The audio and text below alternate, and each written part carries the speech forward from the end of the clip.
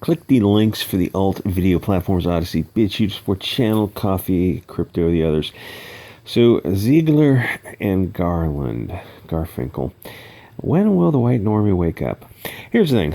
White people think that the machine of civilization sort of runs itself.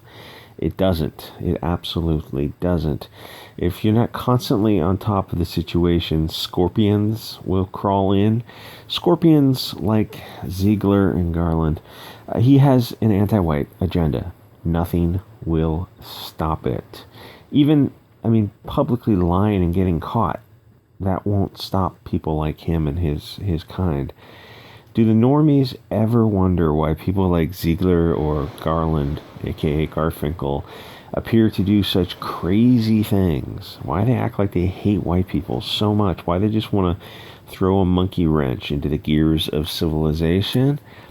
If the normie ever wakes up to the Zieglers and Garlands, and things are going to get very spicy.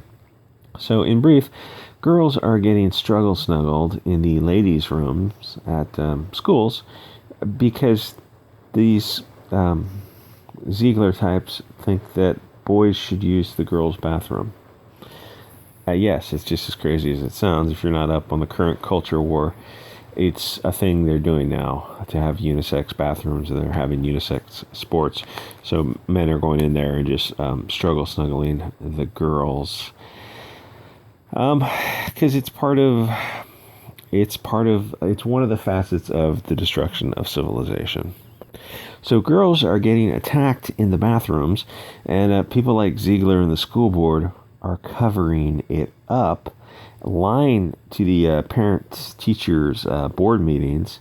And Ziegler and Garland are more concerned with blaming the parents for reporting the rapes because the suspects are trans. Garland has the FBI going after parents for reporting the crime, but they covered up the crime because the student is a boy in a dress. These vermin are globalists. You can't have globalists in your nation. They will destroy it. They will never stop. They're endlessly, ceaselessly, tirelessly. They will work to tear down civilization. It's genetic at this point. They can't help themselves. So what happened was a girl was attacked in a girl was attacked by a boy who dressed like a girl in the bathroom. Sodomized and all kind of everything else. And the school board tries to cover it up even after the boy had gotten arrested. And so the school board just transferred him to another school where he proceeded to do it again. So the girl's father goes to the school board meeting and is telling the board about this insane boy who had not only sodomized his daughter, but another daughter, someone else's daughter in another school, because people like Ziegler and this other girl, Beth Bartz, covered it up. And then they lied to the school board meeting and said, oh yeah, we had no knowledge of an assault. It's well, clearly you did, because you were passing emails back and forth, and you had the sheriff come to your school and arrest the boy who sodomized the girl in the bathroom. And then after he was arrested and released, pending, hearing charges, you transferred him to another school where he did it again. So yeah, you clearly had knowledge. Nothing will happen to people like Ziegler. Nothing will happen to him because he's on the side of the woke narrative. The most you could expect to happen to him would be he would be resigned.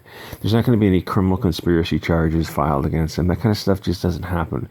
Our society has devolved too far along the path of corruption, where ideally, this guy would be in handcuffs and be like, you facilitated two girls getting struggle snuggle with your policy. So they're not going to, the boys in the girls' room, they're not going to change that. If your girl's at a government school, that's just part of that's just now par for the course, is the potential to get raped, sodomized in a bathroom because they're woke, and this is a woke agenda. And it's what do you think woke means? Why do you think people like Ziegler and Garland are doing this? It's anti-white, it's anti-civilization.